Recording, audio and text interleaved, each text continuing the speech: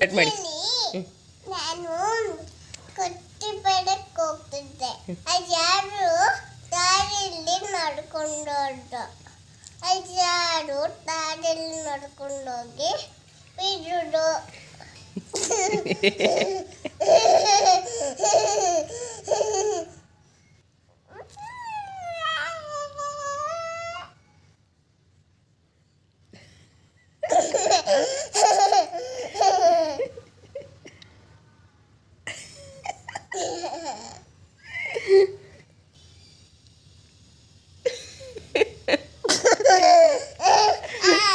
ಕೊಜ್ಜಿ ಬಂದಿತ್ತೇನವ ಮತ್ತೆ